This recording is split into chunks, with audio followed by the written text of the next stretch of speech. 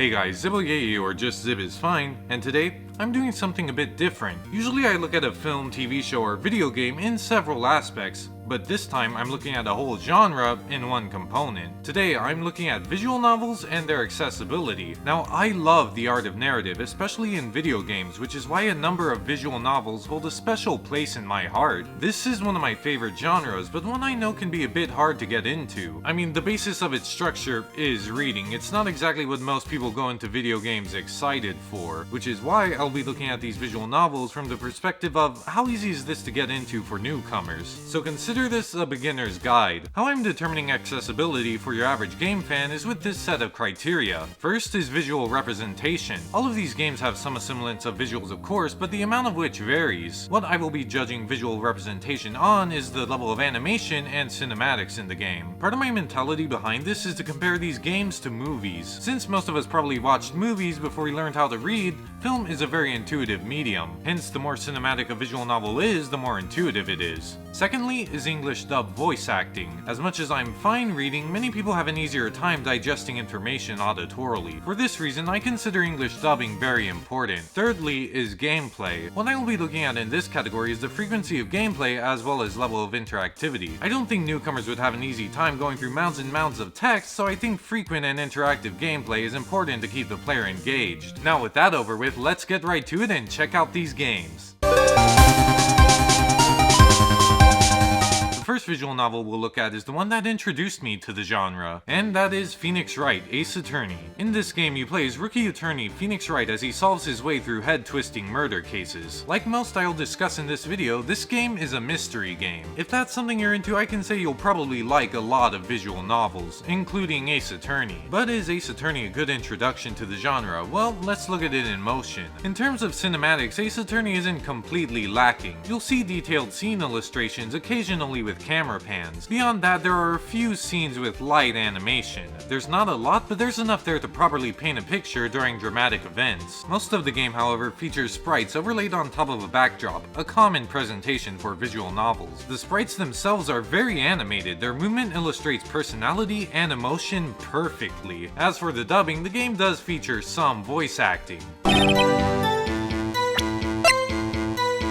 Objection!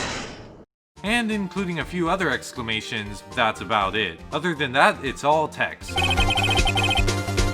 So if you're someone who considers reading without an accompanying vocal performance difficult, Ace Attorney may prove a bit challenging to get into. As for the text, there are 6 different languages other than English to choose from, including Japanese, French, German, Korean, and simplified and traditional Chinese. Visual novels are very text-heavy, so having this many translations in one release is rare. If you have a higher proficiency in one of the other languages, the Ace Attorney trilogy has you covered. The gameplay consists of 2 components, investigation and courtroom battles. When investigating, you will select objects to examine and speak with witnesses, gathering evidence along the way. The spans of text in this game are not super lengthy. You are often examining scenes, choosing what to discuss, or presenting evidence between conversations, so gameplay is frequent. After that comes the trial. This is where you'll use the evidence you found in the case to point out contradictions in witness testimonies. I consider this a great form of interactivity. You feel responsible for getting to the bottom of a case when yanking out the truth from a witness or culprit. And there are few things more satisfying than exclaiming, "Objection!"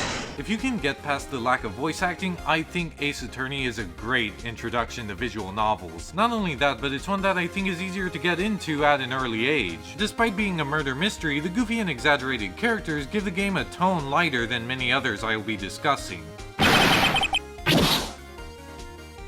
In Japan, the first 3 games are rated B, or the equivalent to E10+. And as a quick final note, with the trilogy out for about $30, you get all 3 games in one, available on a slew of platforms. So there are many ways to get in, and getting in, I would recommend.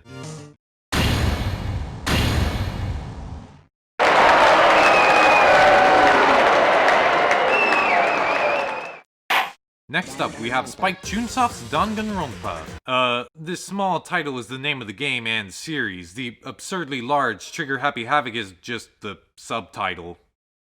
In this game you play as Makoto Naegi, an ordinary student selected out of a raffle to attend Hope's Peak Academy, a school designed to hone the skills of the elite talents of Japanese youth. Makoto arrives only to black out and awaken in the school, with every gate to the outside world behind locked. He finds the other students who claim to have had the same experience. The students arrive in the gymnasium where they meet Headmaster Monokuma, who states the rules of school life. In order to graduate into the outside world, a student must kill another student without being caught. The visual representation within Danganronpa has a bit less and a bit more than Ace Attorney. Like Ace Attorney, dramatic scenes are given detailed still shots, but the sprites in the game are static. However, unlike Ace Attorney, the game features cinematics which, albeit few, are fully animated with various camera angles. Another thing Danganronpa has over Ace Attorney is its voice acting. I would say approximately half of the game is voice acted. You will hear the characters speak their lines whenever there is a still shot, as well as in the class trials.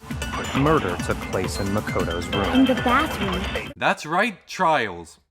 Thought the Ace Attorney parallels were over? Well, gameplay can be similar. Whenever a student is murdered, the player is given an opportunity to investigate and question other students to gather evidence. In the trials, you use evidence to point out discrepancies. If a killer is caught in the class trial, they are then executed. And needless to say, I'm keeping footage of scenes like this to a minimum to avoid spoiling the game. Also, because I had 7 games to discuss and only recorded an hour each. One thing about the game that makes it accessible is the varying difficulty options. In this case, if you're not the best at using evidence to find contradictions, you could put logic on gentle, the easiest setting. Meanwhile, if you're better at action gameplay, you can set action to mean, the hardest difficulty. Personally, I love logic puzzles in games like this, so I set logic to mean. As you can guess, yes, I did get into this game from Ace Attorney, but Danganronpa is far from a clone. The trials are more frantic, people talk over each other, you have to shoot away words and aim your sight at the specific phrase you want to disprove. Not to mention the various other logic-action mix puzzles. Another difference is that before each murder, you spend your school days choosing which student you wish to hang out with. This helps you learn more about them. All these different gameplays are frequently dispersed amongst the dialogue, and from making friends to proving them as killers, the game feels very interactive. If you're into dark-toned mystery, I can safely say Danganronpa will not disappoint you.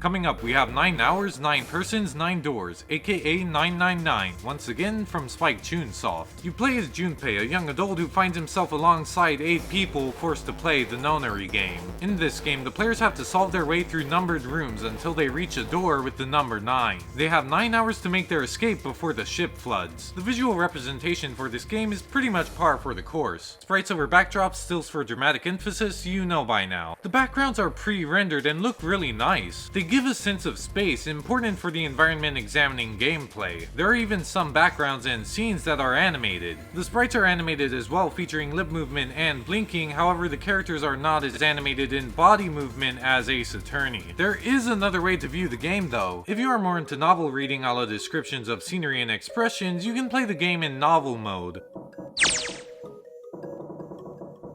If you prefer graphic novels or standard visual novel affair, you can switch to the more dialogue-centered ADV mode. There are a few short moments you can only read in novel mode though. This is because when the game was originally released on DS, the top screen would display the character and their dialogue, meanwhile the bottom screen would display the novelized presentation. As for the voice acting, it depends on which release you get. If you play on DS, there is no voice acting. But if you play it on the nonary games, which consists of the first 2 games, the game is near completely voice acted. I say near because the observational dialogue in the escape rooms are not voiced.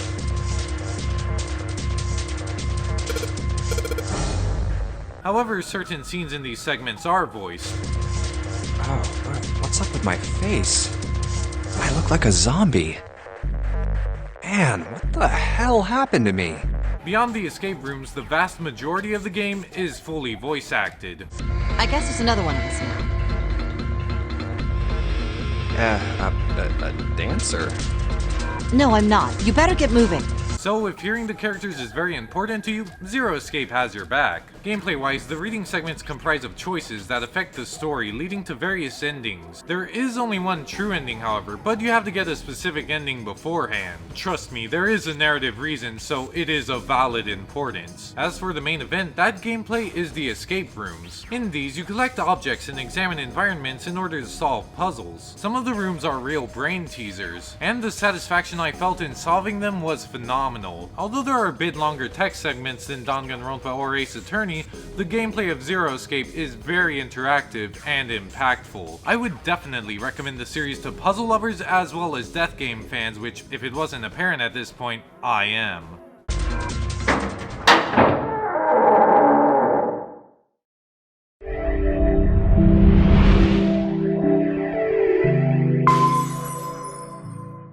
Then we have Steins Gate Elite, another from Spike Chunsoft. In this game, you play as young scientist and otaku Rintaro Okabe living in Akihabara, the heart of anime, moe, and general nerd culture in Japan. He attends a scientist speech about time travel before witnessing a death. Okabe tries to message his friend when suddenly the world changes as he finds himself in an empty Akihabara looking at what seems to be a fallen satellite. As he proceeds with his daily life, he finds that the convention, murder, and more are not as he remembers. From there, the conflict waits in line. About half of the game is set up with characters discussing time travel theories as well as experimenting with their microwave turned digital time machine. So if you aren't into slow burn, Steins Gate may be a bit much for you. Now that we assessed the plot, what about the game's presentation? As you can see, the game is highly animated and cinematic. It's like it's right out of an anime. And that's for a reason. The original Steins Gate from 2009 was a more traditional visual novel experience, a sprite with some text overlaid in front of a backdrop. Then the game ended up receiving an anime retailing about a year and a half later in 2011. Skip over to 2018 when we get Steins Gate Elite, a video game using footage from the show with the tagline "Play the Anime." So, Steins Gate Elite is a video game adaptation of an anime adaptation of a video game. Does this count as recycling? Well, recycled would be a bit much since there is original content such as in-thought dialogue and newly voiced and animated alternate endings. Speaking of voice, this is the first fully performed game on this list. However, only in Japanese. ウーパだよ。しかもメタルウーパ。それはレアなのか? If it's hard for you to get into foreign films or anime without dubs, this may pose a deterrent. One last thing about the voice acting though is the thorough options. You can toggle the volumes of each character's voice so that if one particularly annoys you, you can tell them to put a sock in it or at least to pipe it down. Actually, I admire the amount of options in the game. You can change aspects like the speed at which text progresses in auto mode, the size of the text, or skipping the inner thought so it's practically just the anime. Steins Gate Elite has a lot of quality of life options that can tailor the game to your favorite experience. Lastly, the gameplay, and this game has the least of it. In the game you receive email on your phone and choose how to respond. The thing is that you don't really see characters bring up what you said in the text in preceding meetings. Instead of seeing Okabe become gradually closer to his friends through your actions, you just end up unlocking a scene with the right series of text messages. So up until that scene, it feels like your text messages have no effect. The scene feels like the game is just telling you your choice mattered rather than showing you how. But there is more interactive gameplay later on when you get the choice to revert the changes you made in the past or to let them remain. This is more interactive as you get to see the effects of your choice as you immediately change timelines. However, you only get to make this choice 4 times after halfway through the game. So in terms of gameplay, Steins Gate Elite is both the least interactive and least frequent of any game on this list. As great as the visual representation and voice acting is, the gameplay, or lack thereof, prevents me from recommending it to newcomers. Perhaps this is a better introduction to visual novels for anime fans rather than gamers. それは昔の話だ。今の俺は法院教魔。世界中の秘密組織から狙われる狂気のマッドサイエンティストだ。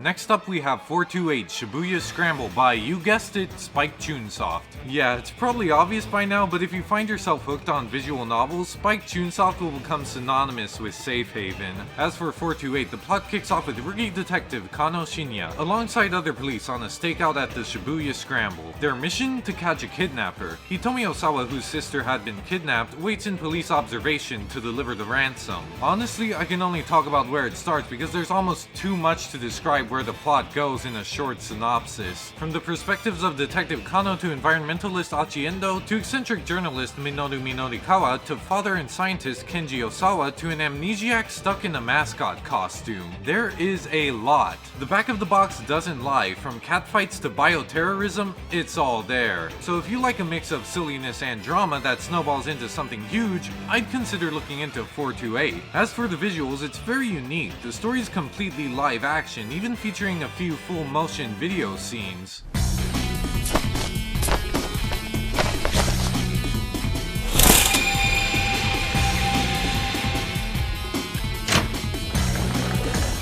The game is presented similar to a light novel with descriptions of scenes alongside dialogue overlaid on top of a display of the event. Considering most of the games I've spotlighted had to reuse sprites throughout the whole game, one could argue 428 is the most visually varied of the games I've covered here. However, the game is lacking in voice acting.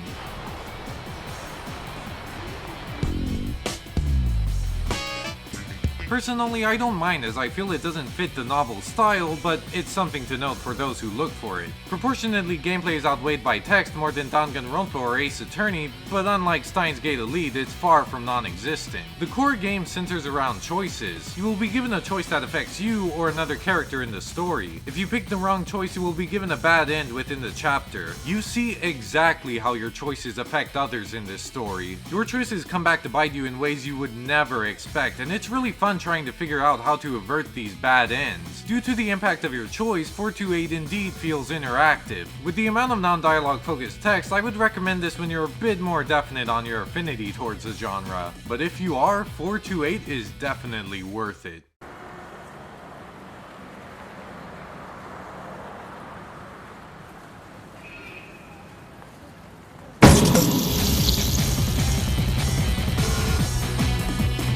Next up, Zibboyeye's first title from Grasshopper manufacturer, The Silver Case. In this game, you play as a player named New Recruit into the HCU, or Heinous Crime Unit, a faction of police in Japan's 24 wards. You solve several cases in the game, often involving serial killer Kamui Uehara in some way. Meanwhile, a freelance reporter, Tokio Morishima, follows the HCU's investigations, publishing reports on his findings. One thing I can say about its story is that it becomes really confusing. Not much of the world is explained directly to the audience. The writing capitalizes on ambiguity and metaphor-filled dialogue. If you're into stories like that, this is right up your alley. Discussing the visuals, the game is presented with a cropped 3D background while a picture of a character's profile stands on top of their text box. This profile remains static. They're not as animated as Ace Attorney and not as detailed as any of the other sprite-based games on this list. Considering this was Zibboyeye's first game in his new company, he didn't have much funds, leaving him to practice his resourcefulness. However, there are many dramatic stills as well as a few animated and live-action FMVs. With voice acting not being common for visual novels at the time, this game doesn't have any,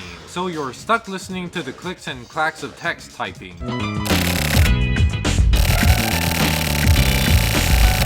Once again, not a problem for those who already love the genre. The gameplay, although somewhat frequent, is minimal. You move through select areas, triggering dialogue, talking to people, and occasionally interacting with puzzles. A strange form of accessibility in this game is the ability to skip these puzzles. Just press this magnifying glass and you'll bypass your confusion. So I guess if you aren't into puzzles, they don't have to obstruct your enjoyment of the story. And the story, I consider very enjoyable. You put everything together and I think it's a great visual novel you'll enjoy if you've already got a few under your belt.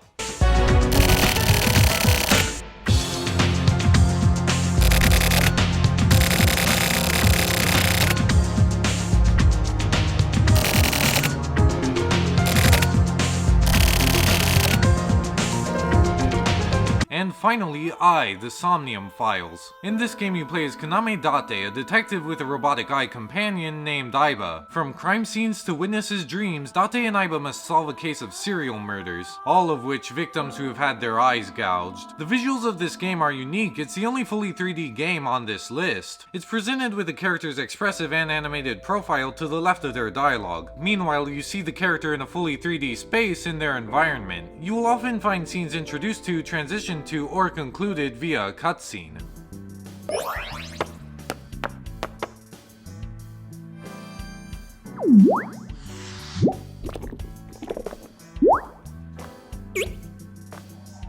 The visuals of the game are the most animated and cinematic of any game on this list. As if that wasn't good enough, this is the only game on this list not to just be fully voiced, but dubbed in English as well. You keep prying into this, and I'll hit you with a sexual harassment complaint.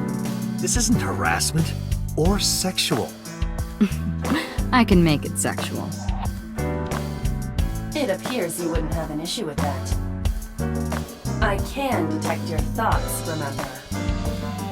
Thank you for your input, Iva. The presentation as a whole makes this game extremely friendly to newcomers of the genre. On top of that, gameplay is really frequent. In between dialogue, you choose what to discuss with others and examine environments. And like Kotaro Uchikoshi's previous work, Zero Escape, you hop around the splitting timeline until you reach the true ending. However, the gameplay segment with the most impact is in Somnium. As a member of Abyss, Date is able to use the sync machine to access a witness's Somnium, aka the world of their dreams. Inside, you play as an anthropomorphized representation of Iba, exploring the environments in a 3D space. Given the higher control you have over your character, the gameplay probably resembles more of what your average player is used to. In Somnium, you solve twisted puzzles, trying to find more info from a witness by delving deeper into their subconscious. It's really fun trying to figure out how the dream world operates and working within that logic. Right. No one would want to see their mother like this.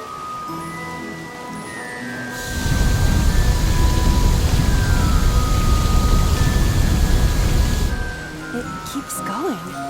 What is this? With detailed and varied visuals, complete English voice acting, and interactive gameplay, I believe the Somnium Files, is the most accessible game on this list. I would recommend to anyone trying to get into the genre, but I can't say for definite if it's the best introduction. That's for you to decide. There are many ways to get into visual novels. You can find videos replicating the style or trying out fan-made games of your favorite series. I love all the games I covered in this video, and the only definitive suggestion I can give is to play whichever one interests you the most. If it draws you, surely there'll be something for you to enjoy and hopefully get you hooked on a lot more. I've been Zibboyeye, or just Zib is fine, and thank you for watching. Zibbo, bye bye! Cold frost on the pyre, fruit never expires. You've seen in your eyes, you've seen in your